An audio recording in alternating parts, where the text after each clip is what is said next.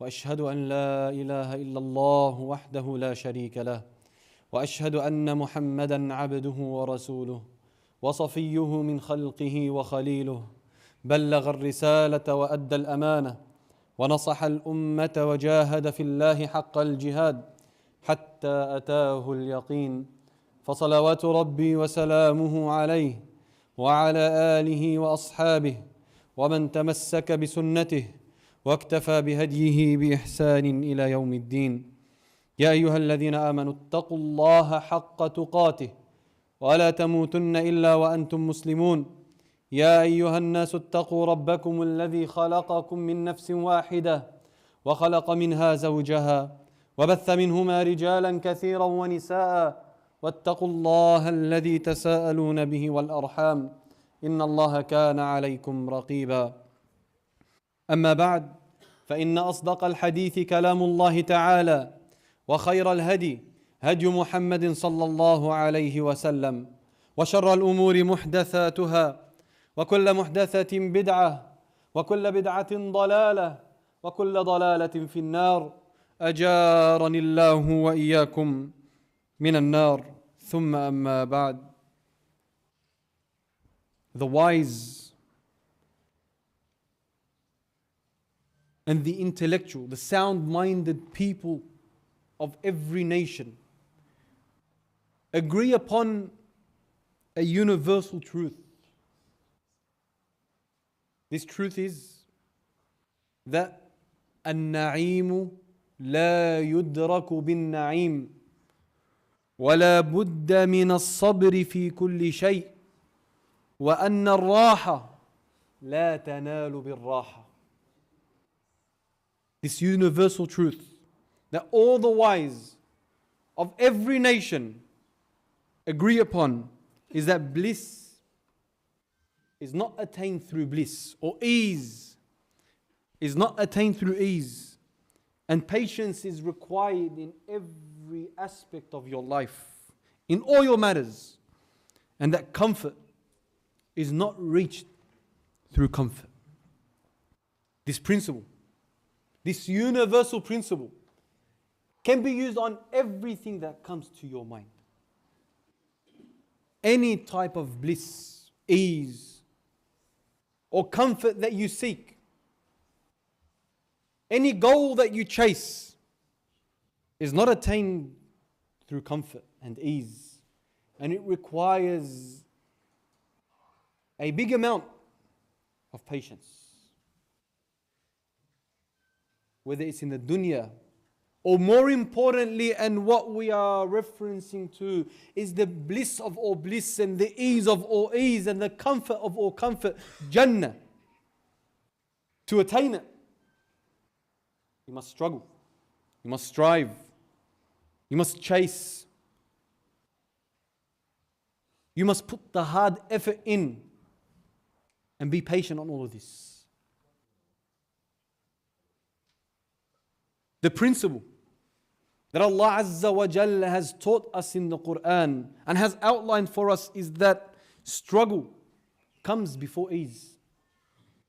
Ease is not the default of this dunya. Allah Azza wa Jalla, He says in the Quran, لَقَدْ خَلَقْنَا الْإِنسَانَ فِي كَبَدٍ, that we have created man in toil and in struggle. This dunya, the default of it is not comfort and ease. The default of this dunya is struggle and toil. It's designed around effort. It's designed around struggle and striving. Allah Azza wa Jal says, أَمْ حَسِبْتُمْ أَن تَدْخُلُوا الْجَنَّةِ, do you think that you will enter paradise? And this is what we're talking about. The bliss of all bliss, the ease of all ease, the comfort of all comfort, the struggle or the goal of every single believer, paradise. أَمْ حَسِبْتُمْ أَن تَدْخُلُوا الْجَنَّةِ وَلَمَّا يَعْلَمِ اللَّهُ الَّذِينَ جَاهَدُوا مِنْكُمْ وَيَعْلَمَ الصَّابِرِينَ. Do you think you enter paradise without Allah Azza wa Jal testing you, knowing those who struggled for His cause, struggled for His paradise, struggled for His path, and knowing those who were patient on it. Alif Lam Mim. أحسب الناس أن يتركوا أن يقولوا آمنا وهم لا يفتنون. Do you think you'll be left to say لا إله إلا الله, I believe in Allah, and not be tested? لا إله إلا الله, the key to paradise. ألف لام ميم أحسب الناس أن يتركوا أن يقولوا آمنا وهم لا يفتنون ولقد فتنا الذين من قبلهم. We tested the nations before them, and we will test them and test the nations after them. فَلَيَعْلَمَنَّ اللَّهُ الَّذِينَ صَدَقُوا وَلَيَعْلَمَنَّ الْكَاذِبِينَ. Allah Azza wa Jal this way deciphers, filters out the truthful from the false.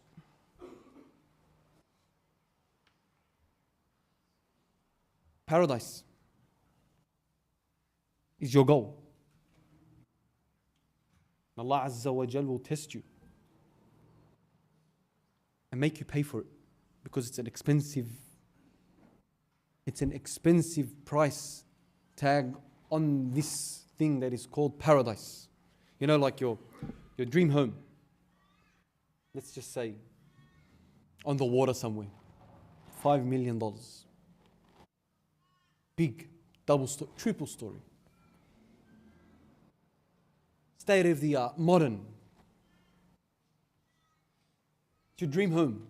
So you work, sleepless nights, connecting day with night, seeking to make more money so you can attain 1,000 square meters in this dunya. ألا إن سلعة الله غالية. ألا إن سلعة الله الجنة. Paradise is not cheap. The stock of Allah Azza wa Jal is not cheap, and the stock of Allah is paradise. You must struggle and strive. You must struggle in the cause of Allah. Jihad, jihadun nafs, and all the meaning of jihad for the sake of Jannah.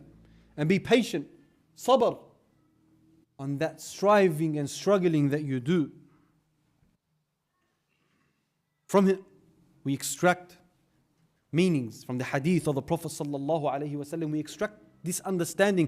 حُفَّتِ الْجَنَّةُ بِالْمَكَارِهِ.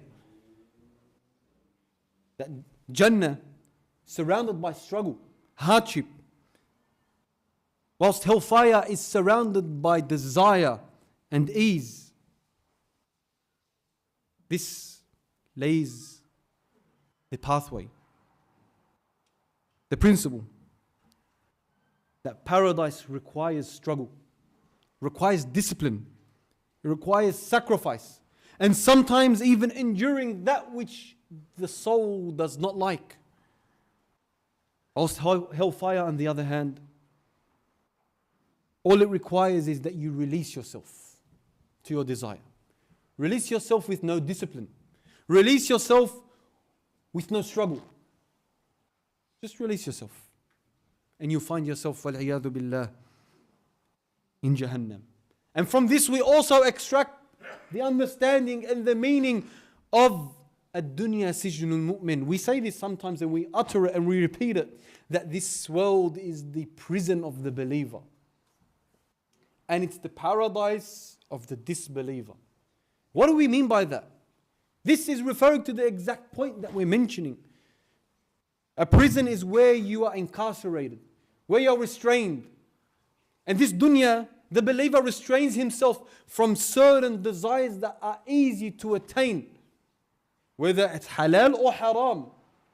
But he restrains himself because he knows that this restraint, this discipline is for the sake of Allah Azza wa Jal. That this discipline would lead him to paradise. So the believer restrains and restricts himself from this worldly attainment, certain worldly attainments, as we'll come to know. A small restraint for a big reward. Whereas the kafir, this disbeliever, releases himself. He releases himself to his desire. No principles from the principles of Allah. No laws, no boundaries. وَالَّذِينَ كَفَرُوا يَتَمَتَّعُونَ. And the disbelievers, they indulge themselves. As Allah Azza wa Jal says, وَالَّذِينَ كَفَرُوا يَتَمَتَّعُونَ وَيَأْكُلُونَ كَمَا تَأْكُلُ الْأَنْعَامِ. They eat like cattle. They eat. They release themselves to their desire. Women, food, money. And the idea of desire is for them, there's no boundaries. وَالَّذِينَ كَفَرُوا يَتَمَتَّعُونَ. They indulge themselves. وَيَأْكُلُونَ كَمَا تَأْكُلُ الْأَنْعَامِ. But the end result, وَالنَّارُ مَثْوًى لَهُمْ. Hellfire awaits them as an abode. So a believer must be patient. And he must seek his patience through Allah Azza wa Jal. وَاصْبِرُوا وَاصْبِرْ وَمَا صَبْرُكَ إِلَّا بِاللَّهِ. Allah Azza wa Jal tells His Prophet, be patient and seek your patience through Allah. It's not something that you individually can attain. You can't go buy it. You must seek it through Allah Azza wa Jal, through repetition. Being patient. Seeking Allah Azza wa Jal through repetition. Being patient on that which He has told you to be patient on. وَاصْبِرْ وَمَا صَبْرُكَ إِلَّا بِاللَّهِ. Because without this patience you cannot cross the bridge of trial and hardship and turmoil that you've been told you will have to cross. There's a bridge that there is no doubt about it. To get to paradise you must cross. This bridge is the bridge of hardship, the bridge of testing and trialing and struggling. Without patience, without discipline, you can't get across. Ibn al-Qayyim rahimahullah, he says that the soul is like a child. The soul within you is like a child. If you do not discipline it, it will grow to love ease and indulgence. But if you train it with patience and striving, it will become upright. So the soul within you needs training. The soul within you needs to be conditioned. A struggle that may not come overnight, but it's a struggle that you must seek as long as you're alive. Because if you stop seeking to train your inner self and you release it, then you'll never become upright. From here, a reminder to myself, before it is for you, that we must condition ourselves and teach ourselves, and very importantly, teach our dependents, namely our offsprings, the word no. I can't, even though you can. I haven't got, although you have. Teach yourself to say no to certain things that are allowed, but you restrain your desire so you can train it. So you can train it to be upright.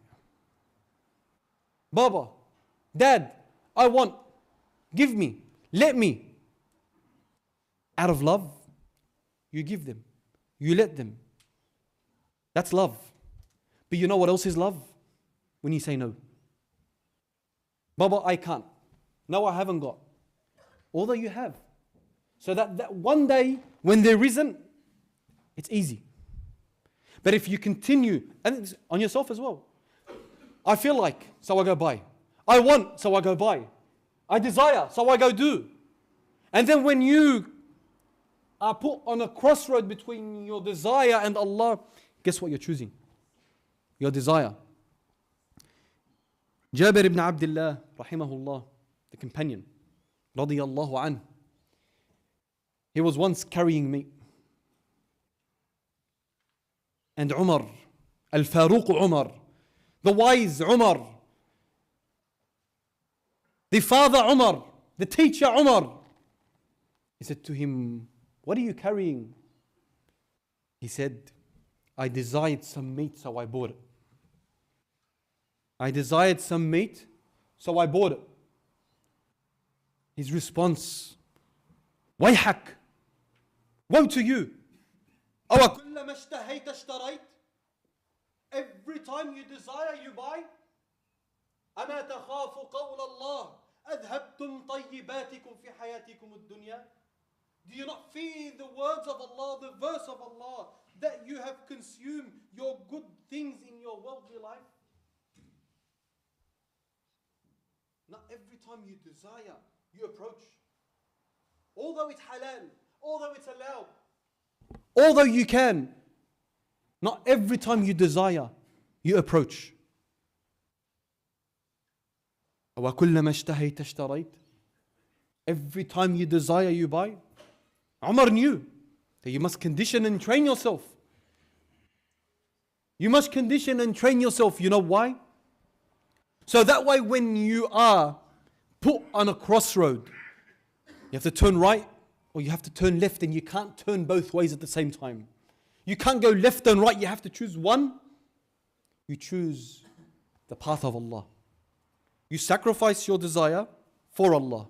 When you have no choice but to choose between your desire and the path of Allah.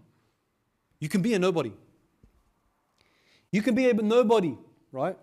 No one knows you. No one cares about you and you're insignificant. But in the sight of Allah, in the sight of Allah Azza wa Jal, the one that treads this path, the path of sacrifice and struggle, they will be raised above the creation. You know, look, for example, the slave of Fir'aun, the one that used to brush the hair of his daughter. So she was at the service of his daughter. Within the compounds of Fir'aun's kingdom, she wasn't even serving Fir'aun, she was serving the daughter of Fir'aun. A nobody, a slave. She dropped the comb and she said, Bismillah, in the name of Allah. His daughter said, Allah? Who's Allah? My dad? She said, no, my Lord, your Lord, and the Lord of your dad, Allah. So she went and she complained to her father and she informed him of this speech that this slave is saying. So he comes to her and he says to her, what's this Lord of yours? Is there a Lord other than me? She said to him, and it's this instance where she had to choose between the ease and the bliss of keeping her mouth quiet and shut, and then standing firm on her belief. She said, yes, there's a Lord, my Lord, your Lord, the Lord of the universe, Allah. So he punished her, a tormentuous punishment. He burnt her and boiled her alive, her and her children. A nobody, no one, right?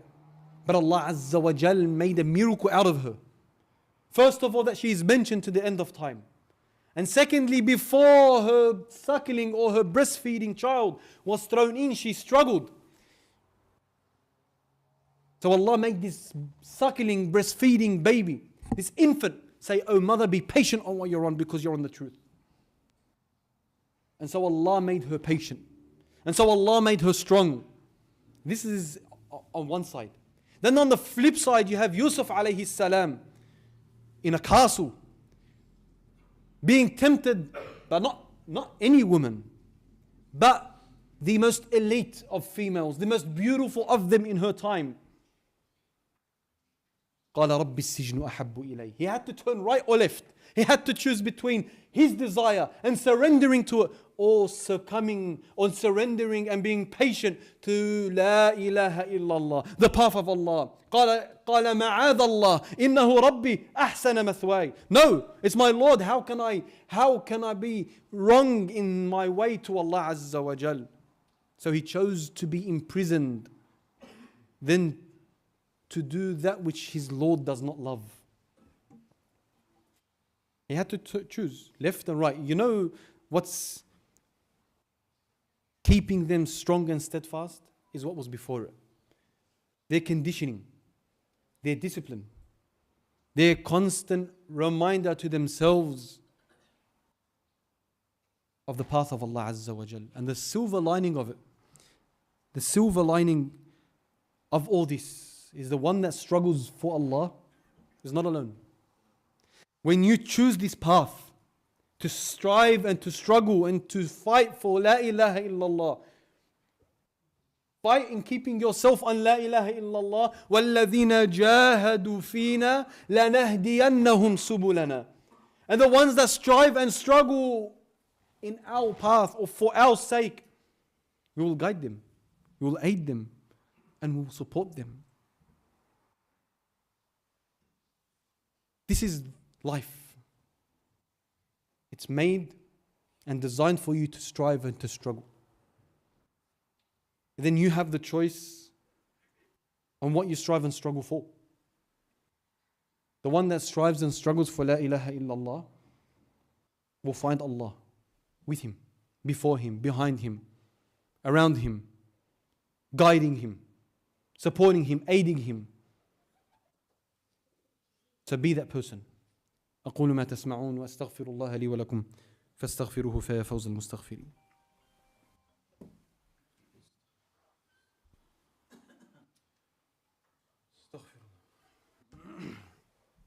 الحمد لله وكفى ولا عدوان إلا على من ظلم وبغى والصلاة والسلام على المبعوث المصطفى صلوات ربي وسلامه عليه وعلى آله وأصحابه ومن تمسك بسنته واكتفى بهديه بإحسان إلى يوم الدين ثم أما بعد.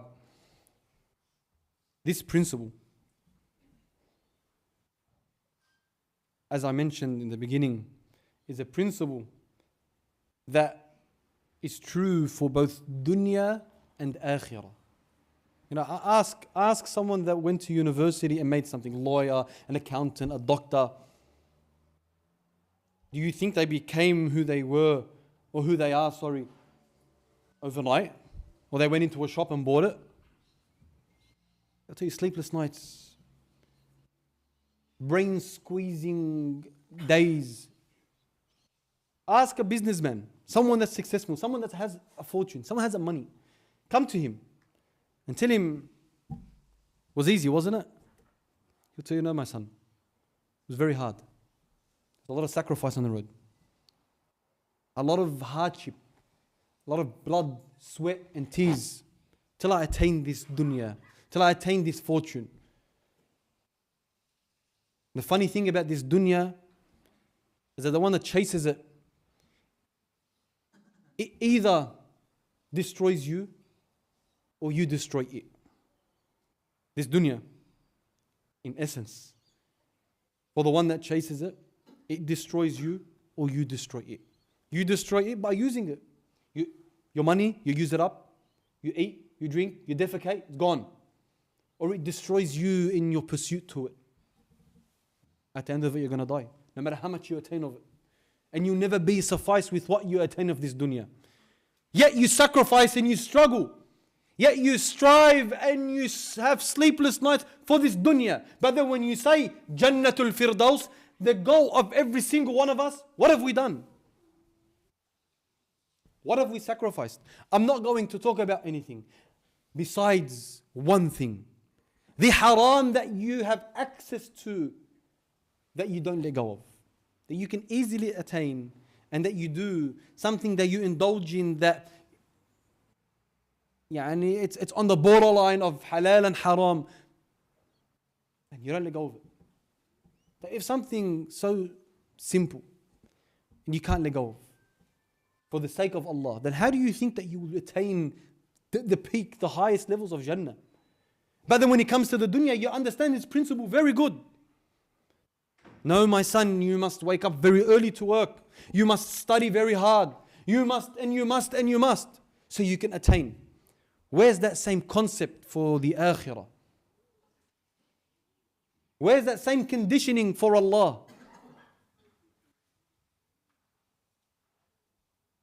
You know, with our offsprings, if we don't instill this concept in their heart and teach them to sacrifice and be disciplined, you won't be able to discipline them. If you don't teach them to stand on the boundaries of Allah, when it's time to stand on the boundaries of Allah, they won't be able to. Baba, it's time to wake up for Fajr. Because you weren't teaching and training and disciplining and conditioning, they're going to tell you no. Dad, it's time to put the scarf on because you've grown up. Because there was no prior training and teaching and disciplining and conditioning, they're going to say no. It's the path to paradise. النعيم لا يدرك بالنعيم. Bliss and ease and comfort is not the pathway to bliss, ease and comfort. The pathway to bliss, ease and comfort is sacrifice. يا أيها الذين آمنوا اصبروا وصابروا ورابطوا واتقوا الله لعلكم تفلحون. إن الله وملائكته يصلون على النبي يا أيها الذين آمنوا صلوا عليه وسلموا تسليما. اللهم صل على محمد وعلى آل محمد كما صليت على إبراهيم وعلى آل إبراهيم إنك حميد مجيد. وبارك على محمد وعلى آل محمد كما باركت على إبراهيم وعلى آل إبراهيم إنك حميد مجيد. اللهم يا سامع الصوت ويا سابق الفوت ويا كاسي العظام لحما بعد الموت، اللهم اغفر لنا ذنوبنا، اللهم ارحمنا وتب علينا وتقبل منا. لا إله إلا أنت سبحانك إننا كنا من الظالمين. اللهم ابرم لهذه الأمة أمر رشد يعز فيه أهل طاعتك ويذل فيه أهل معصيتك ويؤمر فيه بالمعروف وينهى فيه عن المنكر يا أكرم الأكرمين. اللهم انصر الإسلام والمسلمين، اللهم انصر الإسلام والمسلمين. اللهم كن لإخواننا المستضعفين المرابطين في غزة، اللهم أطعمهم من جوع وأمنهم من خوف، اللهم داوي جرحاهم وعاف مبتلاهم، اللهم تقبل شهداءهم يا رحمن يا رحيم. ربنا عليك توكلنا وإليك أنبنا